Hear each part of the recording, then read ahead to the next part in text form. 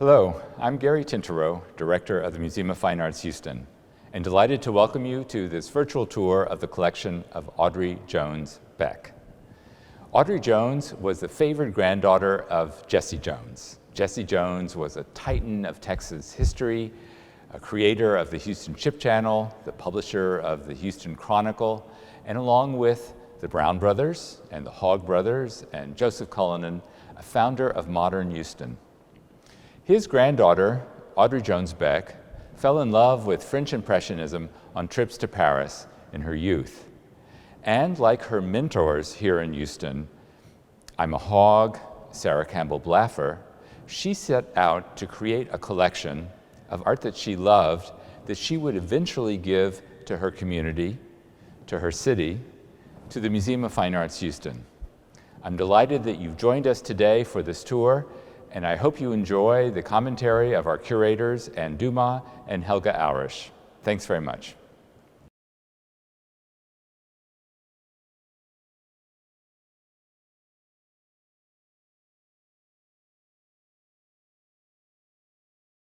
This very, very beloved painting was actually an early acquisition by Mrs. Beck, who was quite forward-looking in this purchase, because Caillebotte, although he was a very important member of the Impressionist group, had sort of been marginalized compared to the other great names like Monet, Degas, and Renoir. But he was a very important member of the group, one who organized several of their exhibitions, not only supported them with his wonderful paintings, but because he came from a very wealthy background, he was also a great financial supporter of many of his colleagues. He paid Monet's rent over many months. He bought many paintings from various members of the Impressionist group.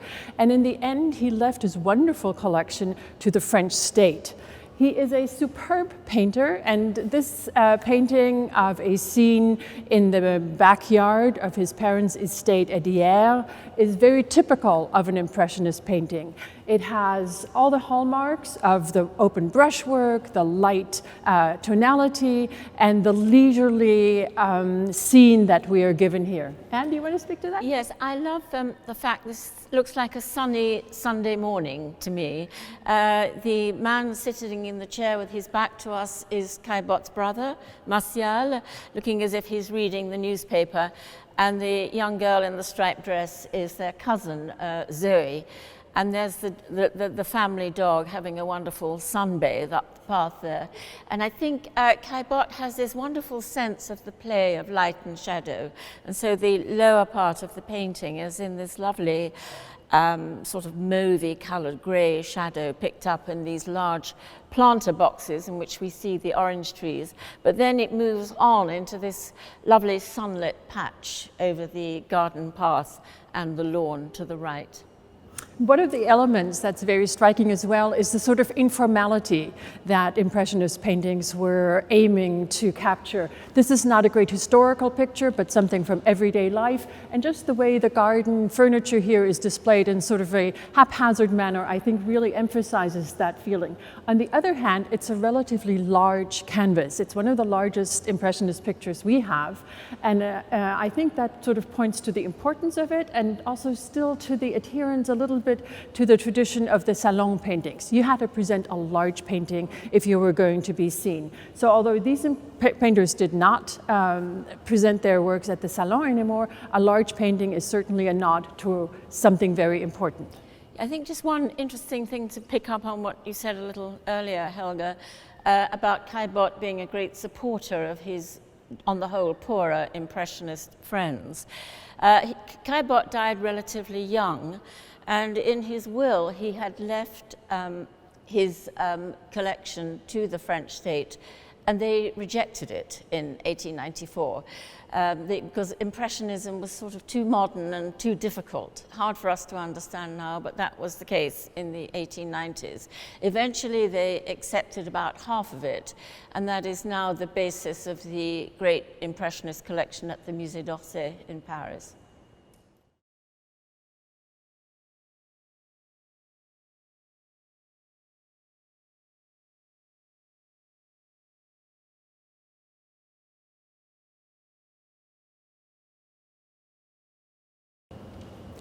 Edouard Manet really saw himself still as coming from the realist tradition, and as you can see, this picture really depicts 3 fishermen who are actively working their little fishing boat as it is setting out to sea.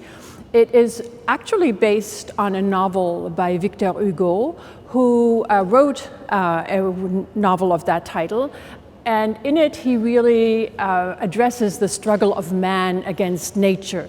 He had addressed man's great other struggles, the one against religion in The Hunchback of Notre Dame and against society in Les Misérables. So this is the 3rd of that trilogy. And of course, Manet was very much aware of this publication.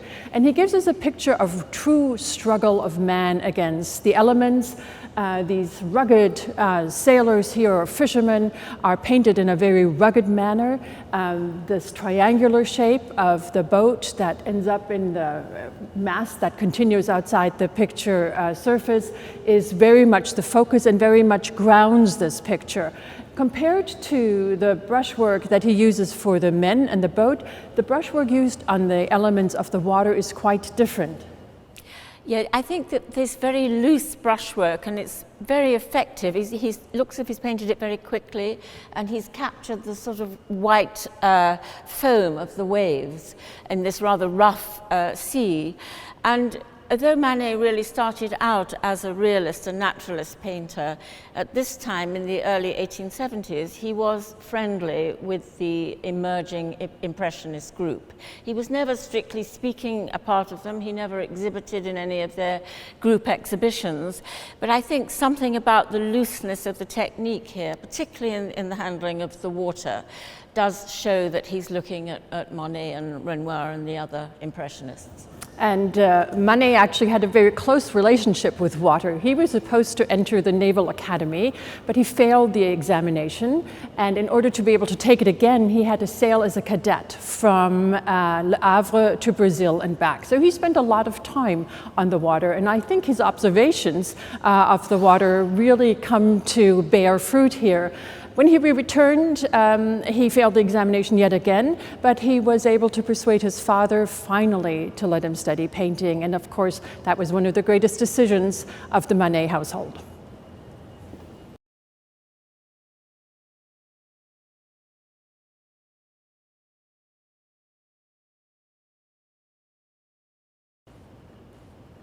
Cézanne was an artist who came from the south of France, from Provence. He grew up in Aix-en-Provence. But like all aspiring young artists in the mid-19th century in France, he made his way to Paris and became associated for a while with the Impressionist group. He was a rather shy, reticent, slightly awkward personality, and they always had he never quite fitted in. In fact, Pissarro, who was one of the sort of elder statesmen of the Impressionist groups, used to complain about Cézanne's rather gruff manner and his southern accent. But nevertheless, Pissarro was very important to Cézanne during the early 1870s because he really took him out into the countryside around Paris and taught him to look at nature and to paint light and atmosphere. But poor Cézanne was very unsuccessful in critical terms. He exhibited twice with the Impressionists, but he got very bad reviews. And so, as he was rather disappointed, he moved back down to his native region of Provence, which is where this painting was done, in a village along the Mediterranean coast called L'Estac, quite near Marseille. And he's taken a subject of rocks in a ravine, looking at them very, very closely and very intently, and I think has amazingly caught all these various textures and tones, the ochres, the greys, of this really rugged landscape that he's looking at really close up.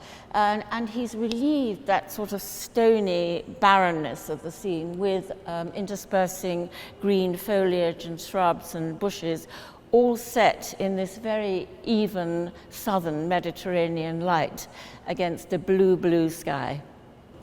In fact, he sometimes complained about that very intense southern light. He said it's so intense that it really wipes out all sense of modeling. So what you get is rather a flat surface. But he outlines many of the elements with dark lines to give us a little perspective or a little depth into the scene. He paints with very, very slow, contemplative brushwork in these little patches that he builds one against the other, these different patches of similar tonalities.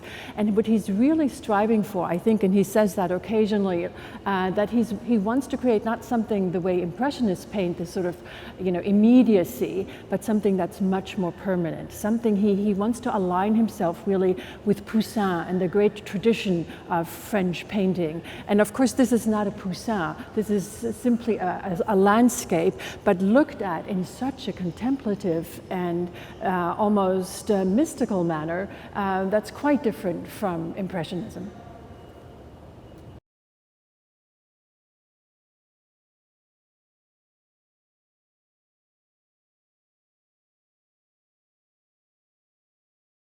Well, here we're looking at another painting of rocks painted in the south of France by Vincent van Gogh. And I think this is an outstanding example of the energy and the immediacy with which Van Gogh painted, which I think is one of the main reasons he still speaks so directly to people today. The subject is a rocky sort of outcrop called Montmajour, just outside the town of Arles in the south of France. Van Gogh had moved there from Paris in the February of 1888, and this is painted in the summer. It's just really a fairly unprepossessing scene in a way, just of rocks on a little hillock. But he's painted each stroke so with such energy and such vigor. And it's actually very similar in technique to many drawings that he was doing at the time, using a reed pen. And these were just reeds that he would pick from the roadside and then cut the end of the reed into the form of a nib. And he did these wonderful drawings in ink that had this very graphic quality. And it's a graphic quality that is carried over into a painting like this. The palette is fairly limited, but within that palette of greens, ochres, orangey, browns, he gets a tremendous tonal variation and richness, as well as a great variation in different textures. I mean, look at the different textures in the sky, for example, and how they contrast with the way he's painted the rocks. And we know from his letters to his brother that he was actually painting with his canvas directly in front of the motif. And of course he complained that there was much too much wind in the south of France, and it was making his canvas move too much, so he had a hard time controlling the way he applied the paint, but it is a wonderfully rich application of paint. We do have a drawing of the same motif. It is not in our collection, but it exists. And Van Gogh himself says, I have a much better time controlling my drawing than I do my painting. They're equally wonderful. I think what makes this so engaging for the public is that you can read every brushstroke. You can really follow his creative process.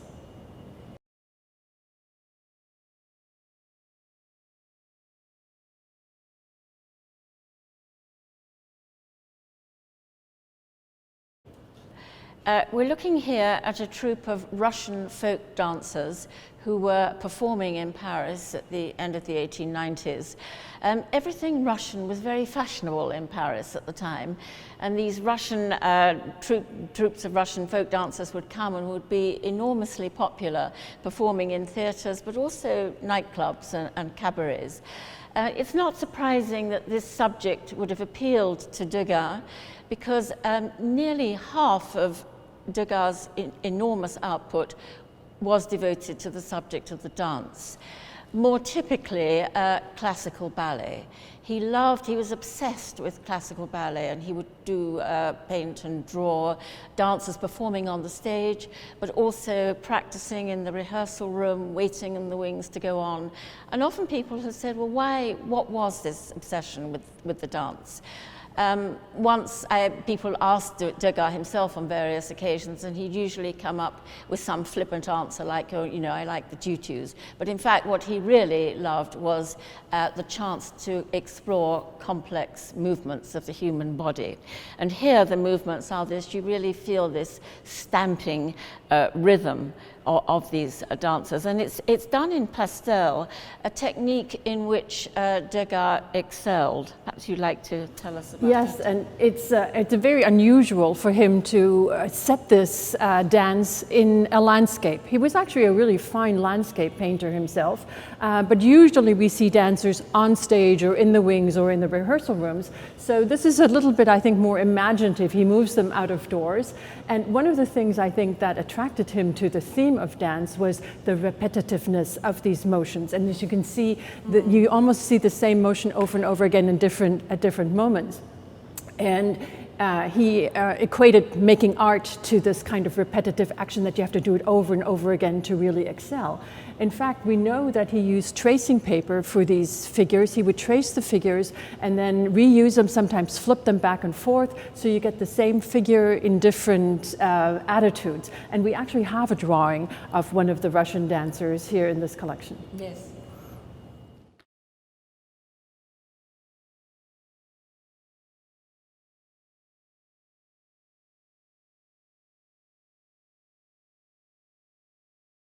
This is a very unusual painting for a work by Claude Monet, whose works usually have a much lighter tonality. He loves using light blues and greens and mauves and pinks, and this is obviously much, much darker.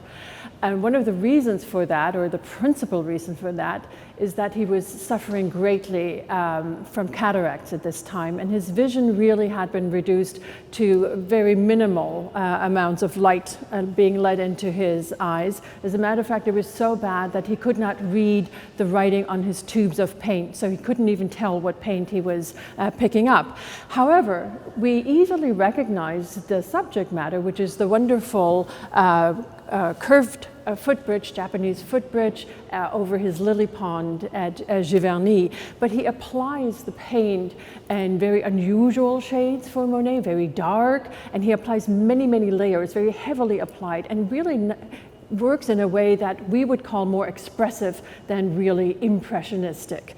And yes, and actually the fact that it is so expressive, this thickly encrusted paint, and although certainly you can read the shape of the Japanese bridge arching over his famous water lily pond, I think you can also almost read this as a purely abstract painting.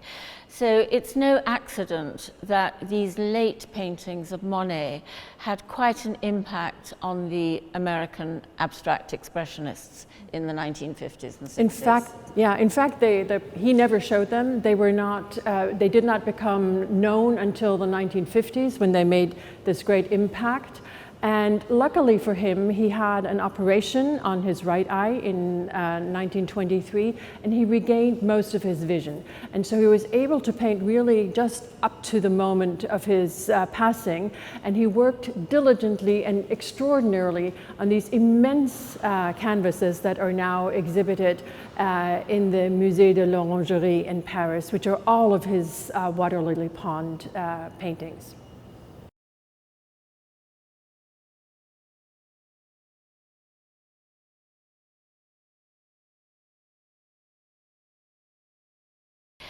What we're looking at here is a painting of the young artist Seurat's girlfriend, Madeleine Knobloch, powdering herself. And I find this a very amusing painting because I think she's being a little over-vigorous with the powder puff, because it looks as if the whole painting is just full of little specks of powder. But actually there's more to it than that. Seurat died very young. In fact, he died, I think, a year after doing this painting at the age of only about 31 of diphtheria. Had he lived, I think he would have gone on to have a very great and very significant career. But as it is, he's a very important figure in the development of modern art. He was associated with the Impressionist movement, and he exhibited a very important painting in their last exhibition in 1886. But like many other artists at the time, as the Impressionist movement, at least officially, was sort of coming to an end, they were seeking ways out of it for something more kind of fixed, less ephemeral. And Seurat and some of his followers chose to look at scientific colour theory and make a whole composition like this of little tiny dots of pure colour, meticulously and separately applied. The idea being that these colours would fuse in the beholder's eye, in the retina, and you would get this sort of shimmering effect. Yes, indeed. I think they were really looking for greater luminosity even than what the Impressionists had achieved, and at the same time something that is a little more permanent looking, just like Cézanne, but in a different technique. So these complementary colors of red and green or blue and orange is something that makes gives the greatest intensity of color, and that is exactly what we see here. It is essentially pixels. But just done with the tip of a brush. The theme itself is something that goes back a long way, the idea of vanitas, really, of the woman admiring herself as something that really is not the greatest virtue. However, it is something that is very much celebrated in the 18th century. I am told that Mrs. Beck kept this little jewel of a painting in her own dressing room, and what appropriate space for it to live.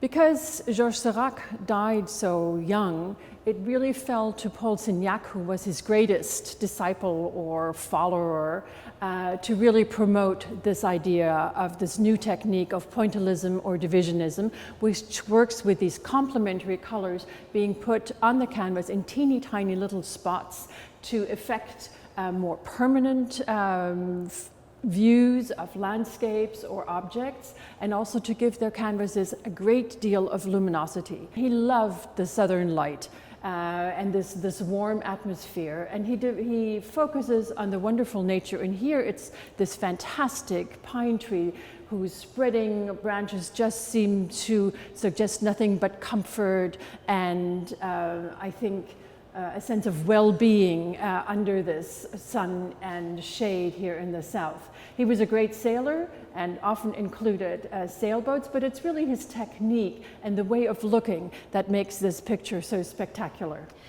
Yeah, I mean, what I find fascinating, in a way, it's a very ordinary subject. It's just a tree beside some water. But he somehow, through this technique, heightens the whole experience, both visually and emotionally, I think. He gives this tree an extraordinary, almost sort of mystical presence. And the other thing I think I love about this picture is the way he imposes over this scene such a strong sense of design, so that this purpley cloud up here is a sort of wonderful shape, and the contour of the bank and the mountains and the whole silhouette of the tree itself, which I think reminds us that so many of these artists in the late 19th century are looking at the example of Japanese woodblock prints, which have these very strong contours. They don't, not in a sort of dotted technique like this, they're in very flat, but there is nevertheless this wonderful sense of contour and line and design. He was once asked, or often asked, why he paints this way, and he said, I've spent so much time trying to explain the theories behind it, and now I say, just because I like it that way.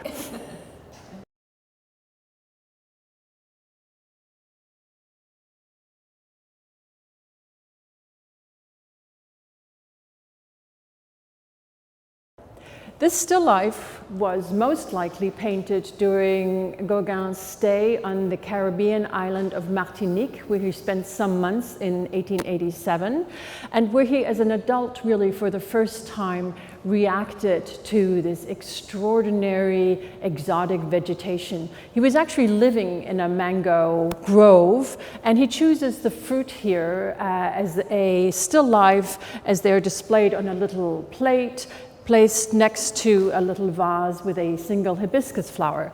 What strikes us about this painting is the intensity of the color that he uses and the subtle arrangement. And also the diagonal brushwork. The idea of this kind of arrangement, I think, is based on works of Cézanne, who was certainly working at the same time, and Gogin was very much aware of him. And the diagonal brushwork is also something that he would have picked up from Cézanne. What is new is this exoticism. It is something we had not seen in Gauguin's works, much earlier than, of course, his famous paintings from his late years in Tahiti. Yeah, I think the colour here is this exoticism. He's really discovering the hibiscus, and looking at the fruit, it reminds us of Cézanne's famous apples, but the colours here are warmer, a little bit hotter. And as Helga says, this really looks forward to his whole fascination with the exotic and with intense colour that he develops much more fully in his later career. This is really at the beginning of his career as an artist. He'd been a stockbroker for a while, and then he was a sort of Sunday amateur painter, but he became involved with the Impressionists, and particularly was influenced by Cézanne, as we see here. Mm-hmm. And he himself said that his period in Martinique, which was not very long, was the most important step in his development before his late years in the South Seas and his wonderful dreamy interpretations of that exotic life on that island.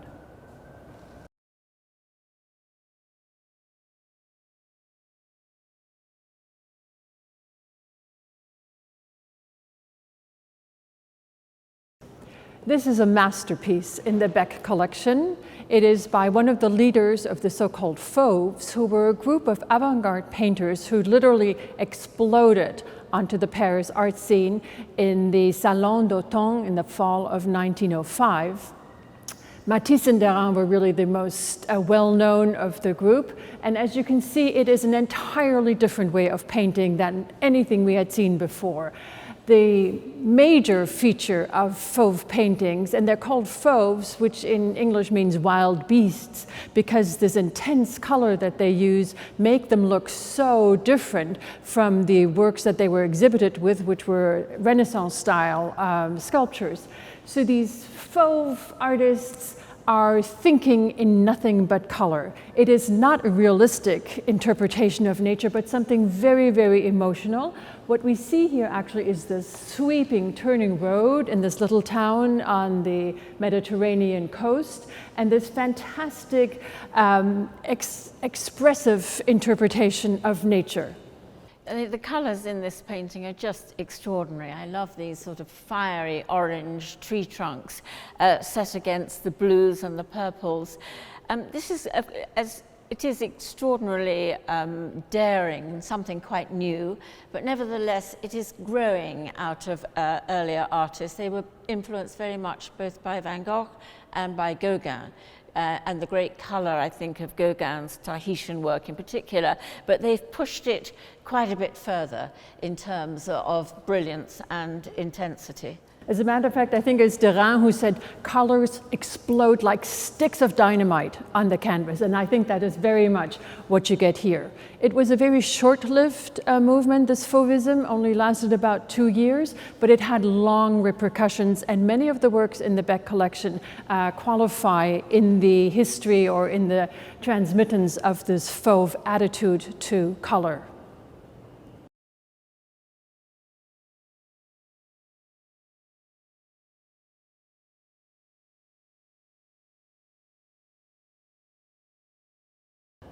What we have here is actually a self-portrait of Mr. Kupka, who was a Czech painter who had trained first with a saddle maker, but obviously that training did not take. And he went on to study art in Vienna and then made his way to Paris, where he became part of the Fauve movement. It is an extraordinary self-portrait. It is very haughty in the way he's looking at us, almost defiant. But what really signifies this wonderful portrait is the yellow color. And of course, that's what he refers to in the title, the yellow scale. It is a scale of yellow color. colors. Every variation from sort of a citron yellow to a gold is captured in this picture. He sees himself sitting in a tonneau chair, which were very, very popular at the time, quite elegant and sophisticated. He's holding a yellow novel, which were really French novels and quite naughty, were not allowed to be imported into England, for instance. And in his other hand, he's holding a cigarette, one of the few examples we have of people holding cigarettes. Yeah, I think the term scale in the title is interesting as well, because shortly after this, Kupka went on to become one of the pioneers of purely abstract art, when he really explored just pattern and shape for its own sake, but often with a musical analogy. He saw a sort of relationship between the abstract quality of music and of colour. And I think we get an intimation of how he's going to develop from this rather remarkable painting. He was a very remarkable man altogether. He was very interested in the occult, which was something that he had picked up actually from his saddle maker trainer in the early part of his life. He also was a very sophisticated man. He certainly knew the history of art. And when we look at this hand raised with the two fingers like that, it speaks to us of the image of Christ, the Pantokrator, the Christ who's blessing the world. However, Christ never holds a cigarette.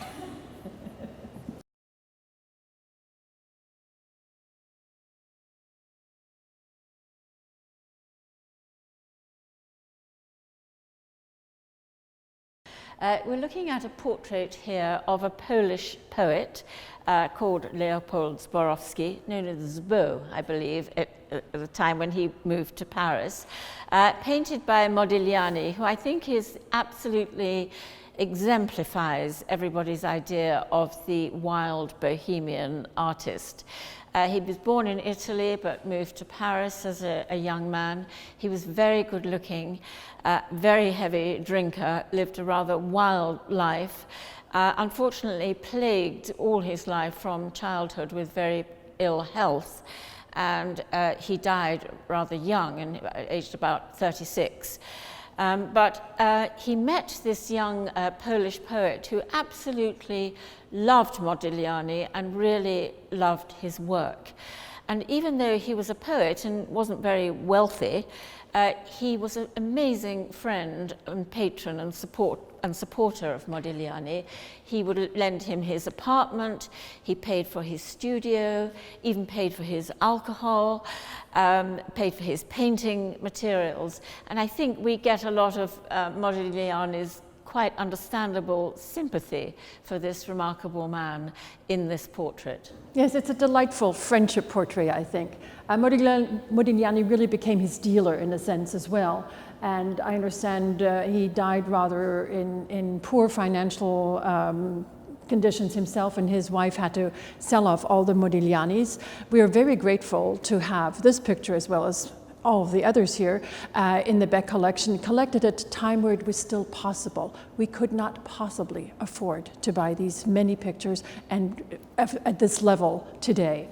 What is very characteristic of Modigliani is this very elongated silhouette, especially these very elongated necks. He actually was a sculptor before he became a painter, and I think you see some of that sort of sculptural quality in his works. He was much influenced by Brancusi, the Romanian sculptor, who himself was much influenced by African masks. And if you look at the face, it does have this sort of very abstract and mask-like feeling to it. And because the eyes are this light blue and the background is light blue, it almost looks like it's just a mask and there's no actual head behind it.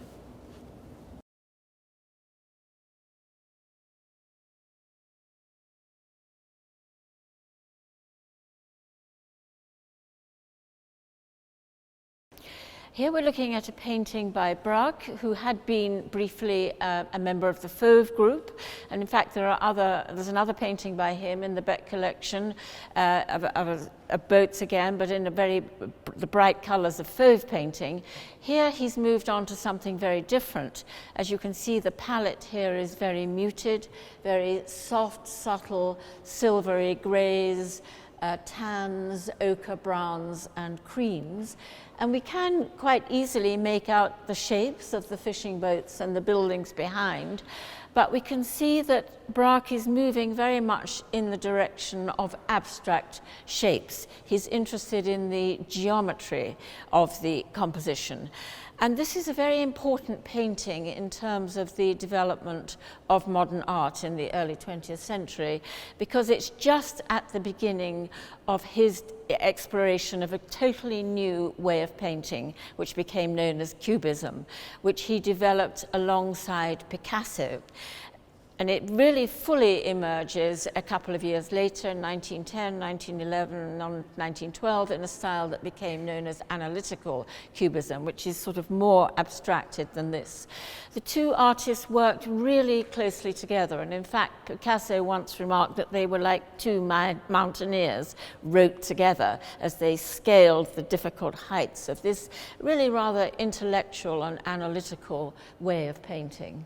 Yes, and I think one of the great achievements of Cubist painting here is that the painters shattered the idea of the picture space, of this two-dimensionality and this imagined depth perception that they can evoke through something called one-point perspective, which had been developed in the Renaissance, so 500 years earlier, and for the first time this was denied, completely shattered. What the artists focus on is shapes seen from different angles, from different points of view at the same time. So these boat shapes, for instance, are recognizable, but we see them from different angles at the same time. And I think they take down the tonality to something very monochrome in order to just concentrate on the shape, on the faceting of the shapes in this now absolutely two-dimensional picture space. Yes, sometimes when you see Braque and Picasso Cubist paintings together, it's very difficult to tell which artist has painted which. But I always find there is something distinctive about Braque. First of all, his palette is a little bit softer, as is his technique. Picasso is always more aggressive and more hard-edged, and you get these little tiny, very carefully sort of almost interwoven brushstrokes that are sometimes referred to as sort of fish scale technique, and you get this sort of, especially in this area right at the lower foreground here, this sort of silvery tone that he gets through these very subtle nuances of colour.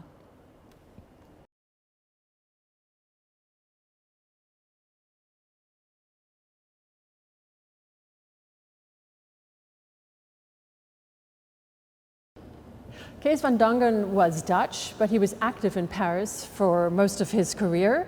He also was involved with the fauves and retained this fauve sensitivity to color for the rest of his career. This is an extremely, I think, attractive painting of a young woman with this fantastic red hat, where the name corn poppy comes from. She is what is really the most fashionable kind of young lady that we will see throughout the 1920s, this sort of flapper girl, very, very slender, very boyish, and here she is seen with these enormous eyes that are heavily made up, which before that would have been completely unacceptable for any reputable lady.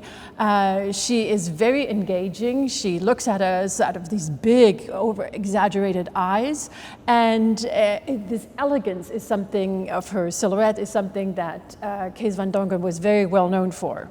I think Van Dongen was rather a colourful character. He was very poor when he arrived as a young man in Paris from Holland, and very resourceful about the way he set about trying to make a little extra money. He used to go up to people sitting on the terraces outside Paris cafes and offer to draw their portrait for which he'd get paid. And he also organised wonderful costume balls in Montparnasse that you had to pay to attend. He made money. He became very successful, well-to-do artist later on, partly because he painted a lot of portraits of society ladies. And he always said the two things you had to remember was, one, to make them look slim, and two, to exaggerate their jewels. She's not wearing any jewels, but her eyes are jewel-like, and certainly her great big red hat makes them pop and has made her one of the audience favorites of the entire Beck collection.